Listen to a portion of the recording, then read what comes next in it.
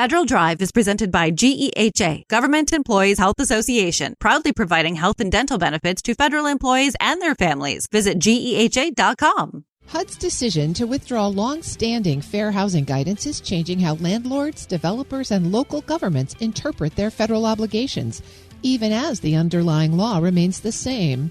The move is raising new questions about compliance, enforcement, and how much certainty housing providers can rely on as policy priorities shift. Helping us make sense of that landscape is Gwen Roy Harrison, a principal at Offit Kurman. Gwen, thanks for joining me today.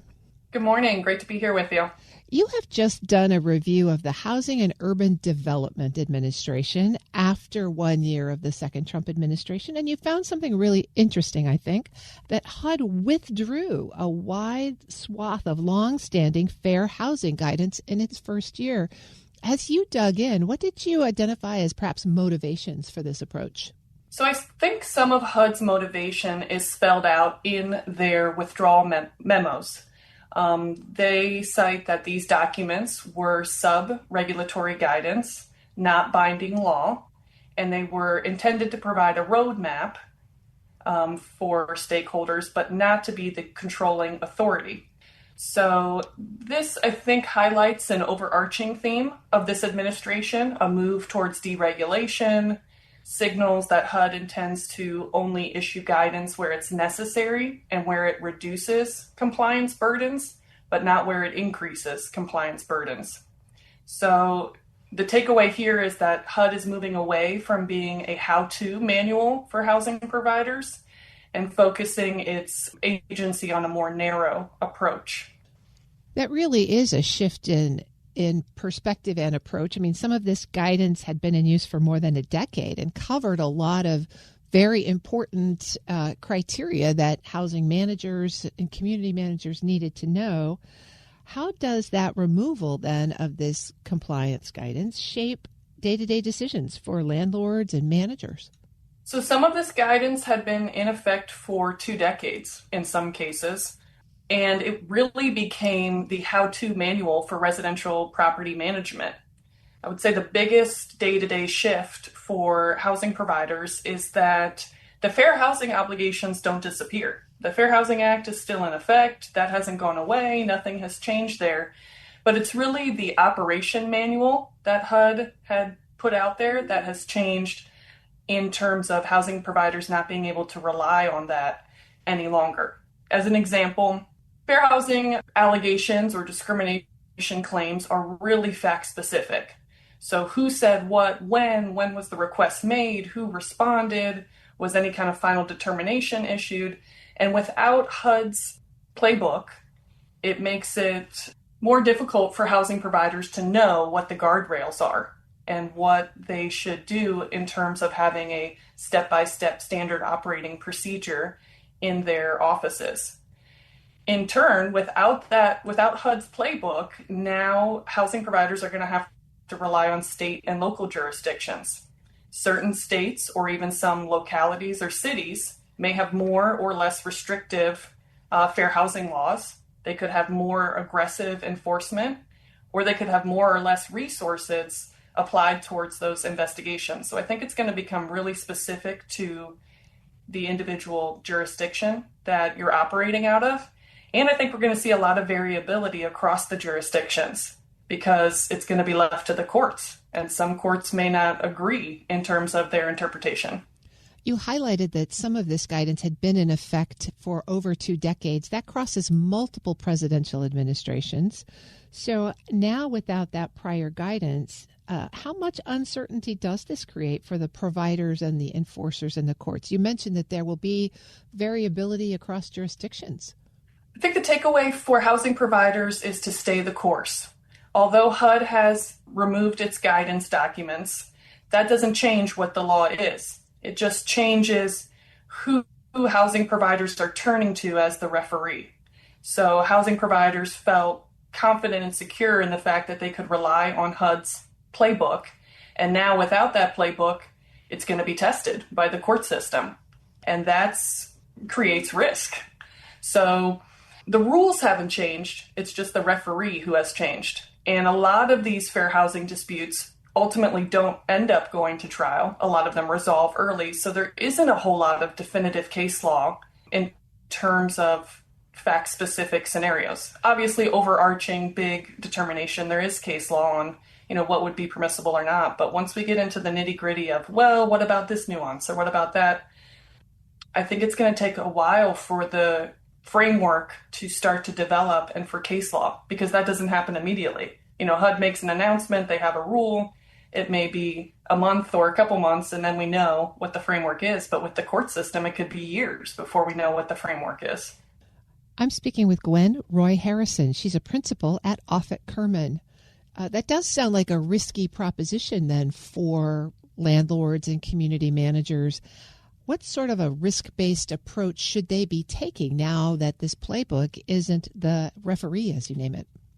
So in terms of housing providers' response, ideally they already have standard operating procedures that they've developed over the years from 2007 through 2024, when different guidance documents have come out. And by that, I mean criminal screening, tenant application procedures, and they should stick with what they have in place. Just because there's been a change or a directional shift with this administration, that doesn't indicate that the law has changed, and administrations change. So in a few years, there could be a 180-degree shift back to where things were before.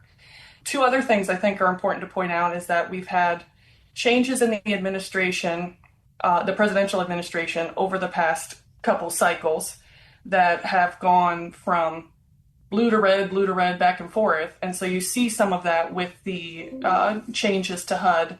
So it wouldn't surprise me if things take a different turn in the next couple years. The other point I wanted to make is that in the housing space, a lot of this is the result of the COVID-19 pandemic.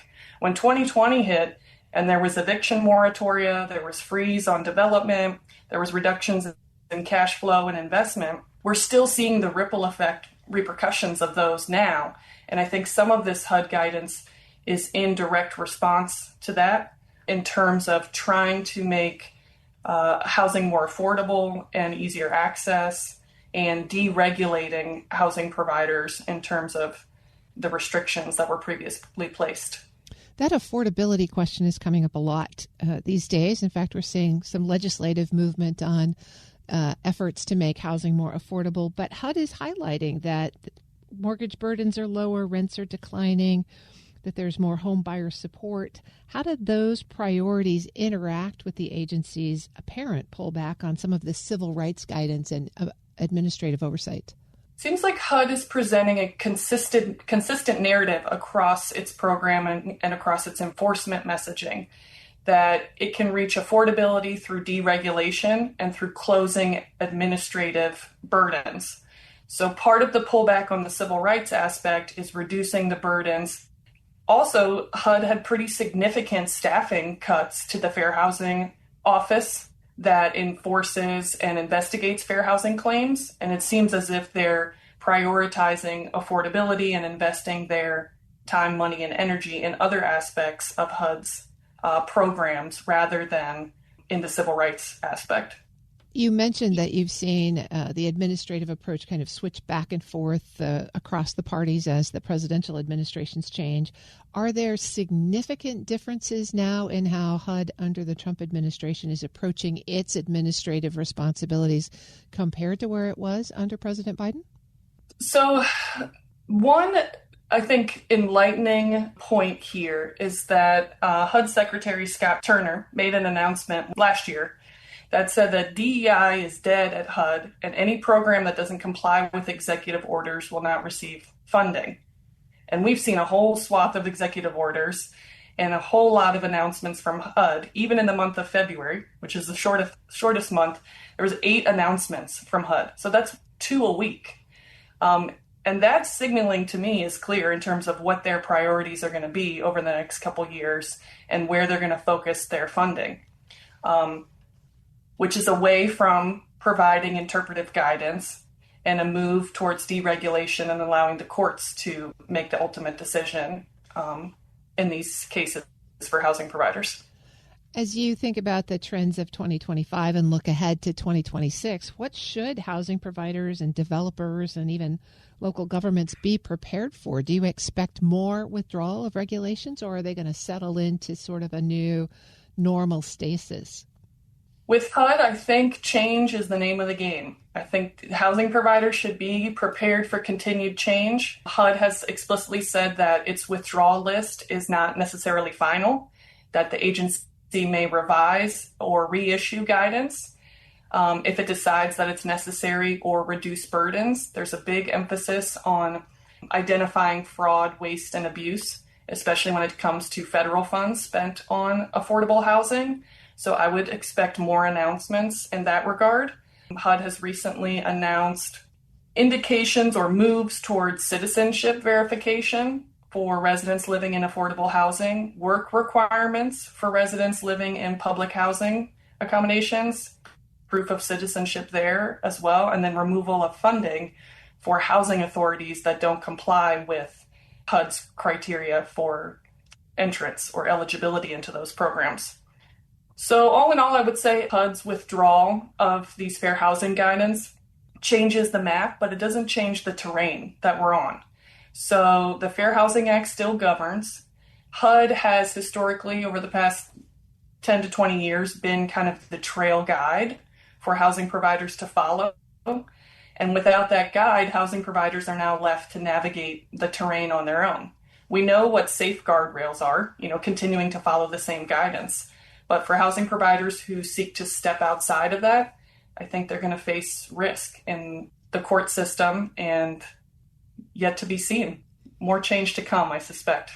I've been speaking with Gwen Roy Harrison. She's a principal at Offit Kurman. Really appreciate you joining me today. Thanks for this explanation. Thanks so much for having me. Take care. We'll post this interview at federalnewsnetwork.com/Federal Drive. Subscribe to the Federal Drive wherever you get your podcasts.